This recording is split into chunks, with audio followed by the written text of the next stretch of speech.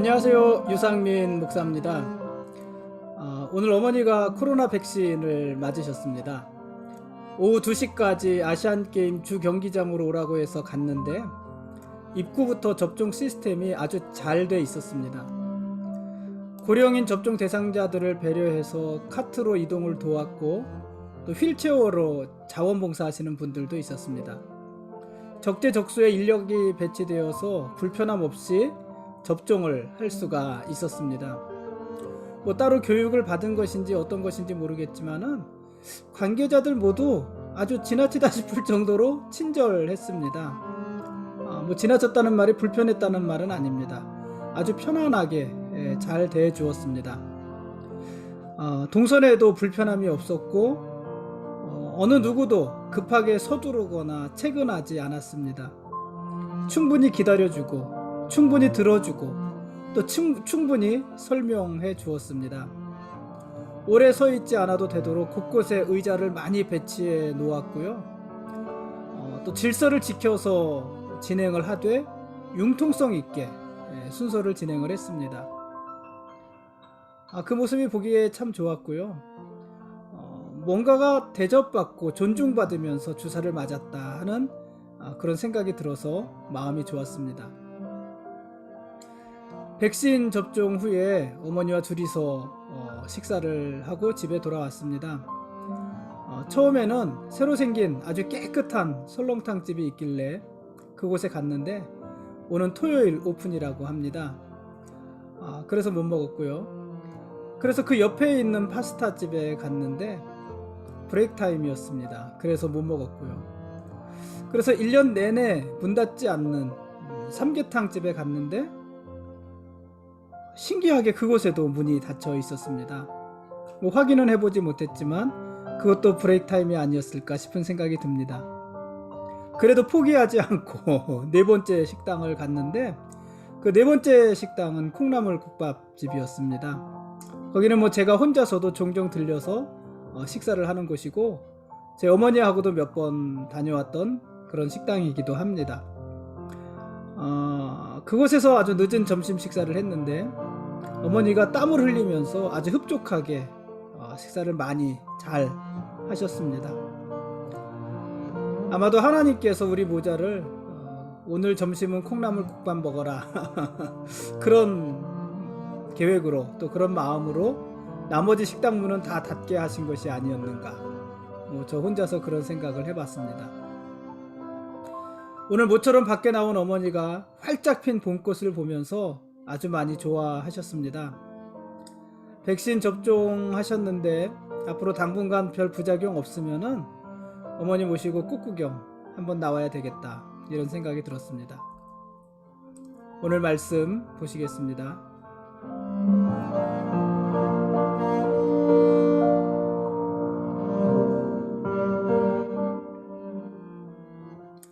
오늘 읽을 말씀은 사무엘상 11장과 12장 말씀입니다.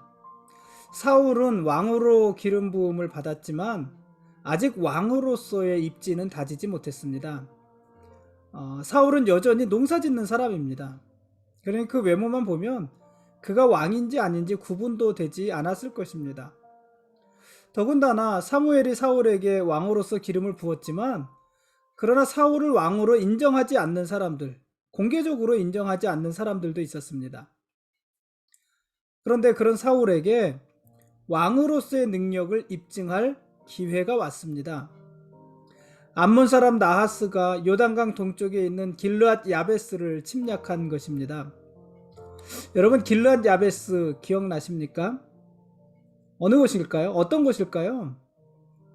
이 길르앗 야베스는 사사기서에서 레위인의 첩 사건 기억하시죠? 이 레위인의 첩 사건으로 이스라엘과 베냐민 지파 사이에 전쟁이 일어났고 베냐민 지파가 완전히 없어질 그 위기에 처했을 때 이스라엘의 용사들, 큰 용사들 12,000명이 가서 주민과 부녀와 어린아이를 다 죽이고 젊은 처녀 400명을 데리고 와서 베냐민 지파 남자들과 결혼하게 했던 바로 그곳이 바로 오늘 나오는 길르앗 야베스입니다.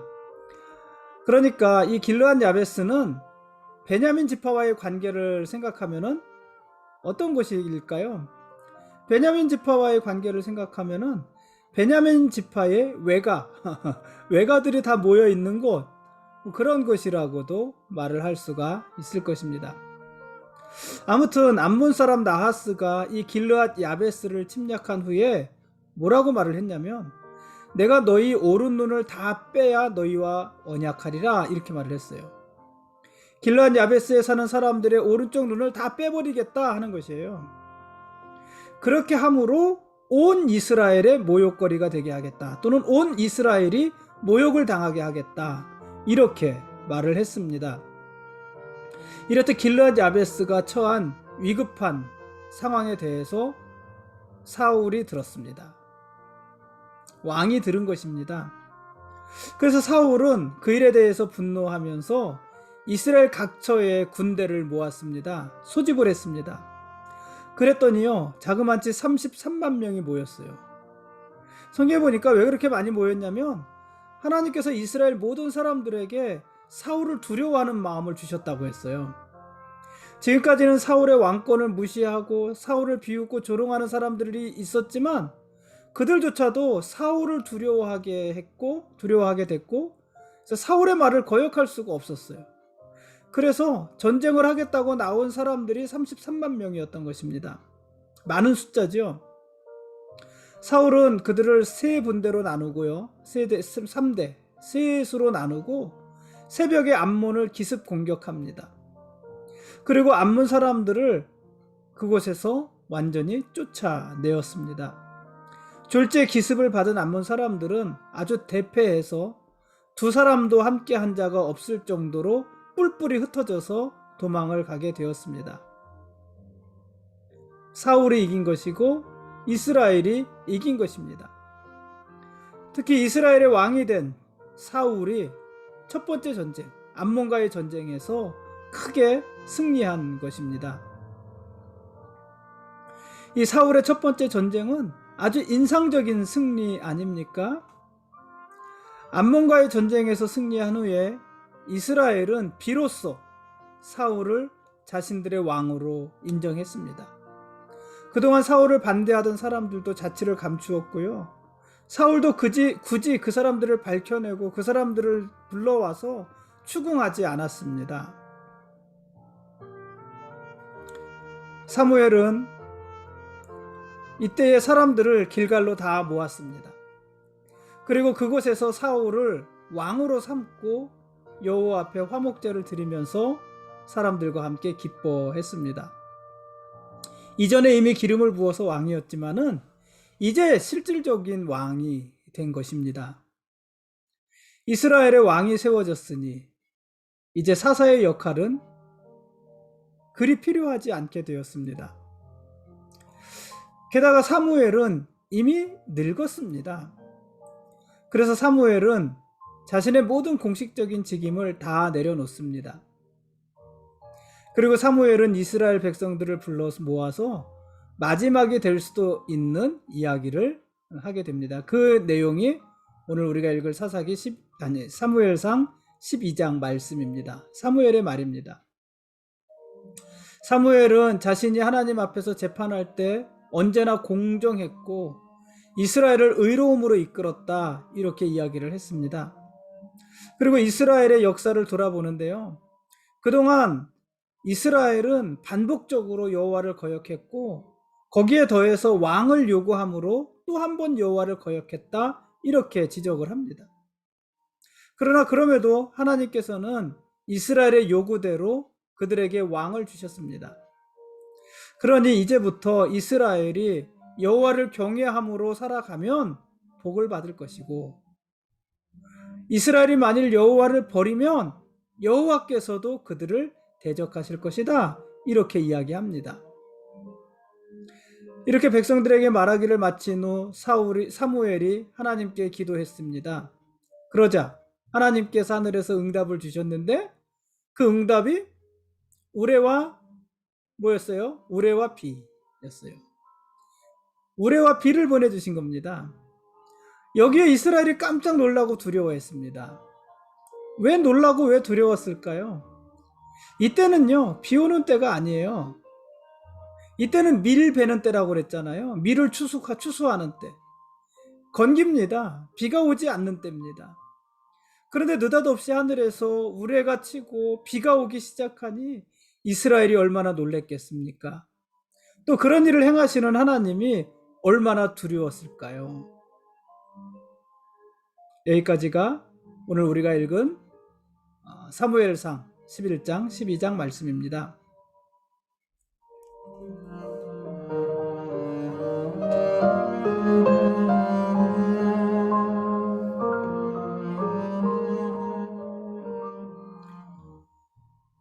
지금까지 사무엘상 11장과 12장 말씀에 대한 길라잡이였습니다. 내일 읽을 말씀은 사무엘상 13장과 14장 말씀입니다.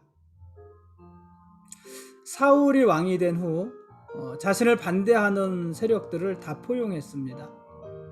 사울을 따르던 무리들은 사울을 반대하던 사람들을 다 끌어내서 죽이자고 했습니다. 그러나 사울은 여호와께서 구원을 베풀어 주신 날 사람을 죽일 수 없다, 이렇게 말을 하고 그들을 살려주었어요. 여호와께서 구원을 베풀어 주신 날, 어떤 날이에요? 구원을 베풀었다는 얘기는 다 살려주신 날이잖아요. 여호와께서 이스라엘을 살려주신 날 우리가 사람을 죽일 수 있겠느냐, 이런 말 아니겠습니까? 그래서 여호와께서 구원을 베풀어 주신 날 사람을 죽일 수 없다.